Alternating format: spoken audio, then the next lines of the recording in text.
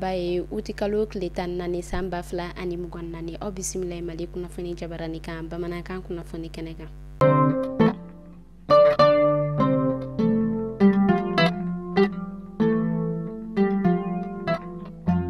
Kunnafoni daminɛna an ma ladɔniya k'a fɔ tɛnɛndon uti kalo tile 12 san 2024 kɔnɔna na an ka camancɛ fanga ɲɛmɔgɔ colonel Assimi Goïta ale bɔla ka Sénégal premier ministre o yɛrɛ kɔni kunbɛn an ka ba Maliba kɔnɔna na Ousmane Sonko bɔnna yɛrɛ kɔni kunbɛn min ye o de bolodi ɲɔgɔnma min bɛ an ka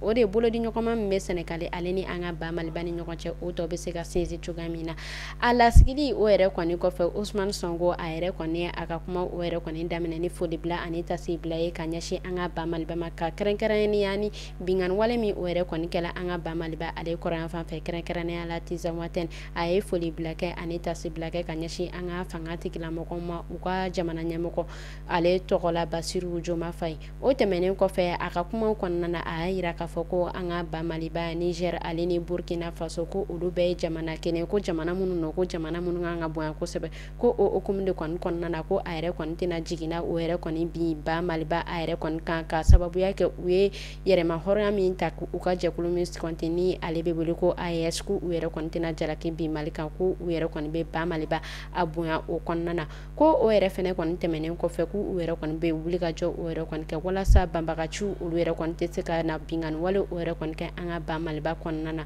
a ka kumaw kɔnɔna na a y'a yira k'a fɔ ko ni e mɔmɔ ni i yɛrɛ kɔni tɛmɛna olu ka jamana kɔni fɛ k'i bɛna binganni wale ta ka an ka ba Maliba sɛgɛrɛ ko u yɛrɛ kɔni bɛ ɲangini ta ko o da i kan.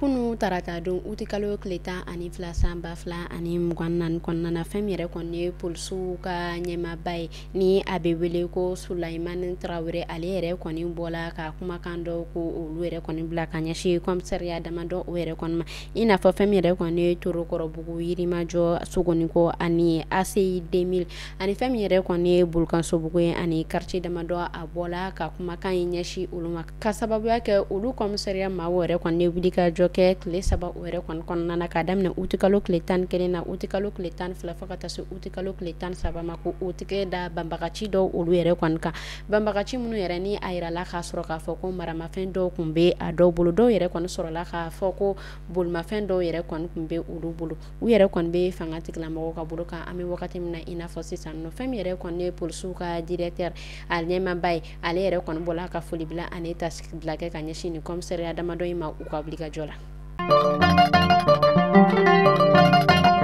An bɛ taa an ka jamana kɔrɔyan fan fɛ tɛnɛ don uti kalo tile 12 san 2024 kɔnɔna na kunnafoniyaw olu yɛrɛ kɔni bɔla k'a yira k'a fɔ ko banbagaciw ko olu yɛrɛ kɔni bɔla ka obi 5 ɲɔgɔn ko o yɛrɛ kɔni fili Gawo marabolo kɔnɔna na k'a ɲɛsin u ka aéroport o yɛrɛ kɔni ma nka a yirala k'a fɔ ko obi yɛrɛ kɔni filila tuma min na ko o y'a sɔrɔ ko sanji caman ko o y'a sɔrɔ k'a fɔ ko sanjiba dɔ ko o yɛrɛ kɔni kun bɛ ka na Gawo marabolo kɔnɔna na dugudenw olu yɛrɛ kɔni bɔla ka kunnafoniya de k'a yira k'a fɔ ko obi yɛrɛ kɔni filili ka a yɛrɛ kɔni ma cɛn lase u ka marabolo kɔnɔna na an bɛ wagati min na i n'a fɔ sisan nɔ an ka fanga tigilamɔgɔ olu yɛrɛ kɔni kunnafoniya de k'a yira k'a fɔ ko u bɛ wuli ka jɔ kɛ ka lakana ko o sabati Gawo marabolo kɔnɔna na u yɛrɛ kɔni hakilinasigi ko o yɛrɛ kɔni da yira dugudenw na an bɛ wagati min na i n'a fɔ sisan nɔ duguden bɛɛ olu yɛrɛ kɔni bɛ ka taa u ka magoɲɛ la.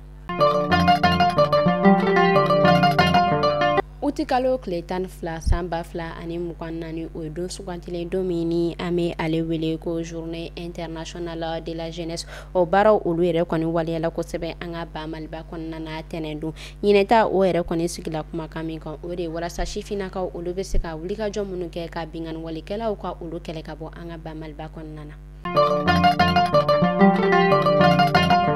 Présidente de l'Union des femmes des communautés culturelles pour la paix au Mali ale bɔla ka kunnafoniya ko o yɛrɛ kɔni dɛsɛ ko ni ala ye sibiri nata yira na uti kalo tile 17 san 2024 kɔnɔna na ko o yɛrɛ kɔni bɛna dɛmɛ ko o yɛrɛ kɔni don ka ɲɛsin an ka finitigilakaw ma o y'a yira k'a fɔ ko o yɛrɛ kɔni bɛna don de san o yɛrɛ kɔni kɛ ko bɛɛ bɛ se ka taga ka taa i ka bonyamasegin o yɛrɛ kɔni yira CNDFO ale kɔnɔna na ni ala ye nɛgɛ kaɲɛ 8 yira na.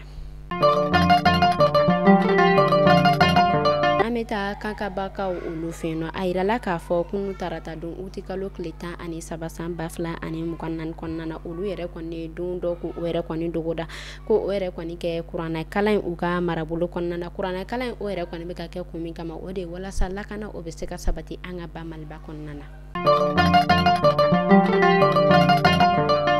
An bɛ taa kɔkan kibaru la kɛrɛnkɛrɛnnenya la Turki fɛn min yɛrɛ kɔni ye Turki maaw ye olu yɛrɛ kɔni bɔla ka kunnafoniya dɔ bila u y'a yira k'a fɔ fɛn min yɛrɛ kɔni u ka kalandenw ye ko u yɛrɛ kɔni tɛ fɛ ka fɛn min yɛrɛ kɔni ye Faransi denmisɛnninw ye ko olu yɛrɛ kɔni tɔgɔ ye u ka ekɔliso la tuguni u yɛrɛ kɔni u kunnafoniya bila kunun tarata don uti kalo tile 13 san 2024 kɔnɔna na.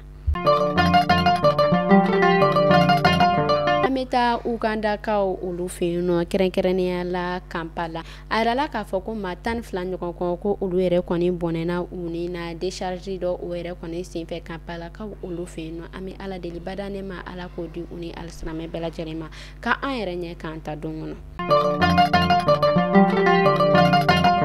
Kunnafoni kuncɛla an bɛ taa Chine a yirala k'a fɔ ko maa 6 ɲɔgɔn kɔ ko olu yɛrɛ fɛnɛ kɔni bɔnɛna u ni na Chine ale jamana kɔnɔna na ka sababuya kɛ pavillon dɔ ale yɛrɛ kɔni binnen an bɛ Ala deli halisa Ala ka jamana ninnu basigi.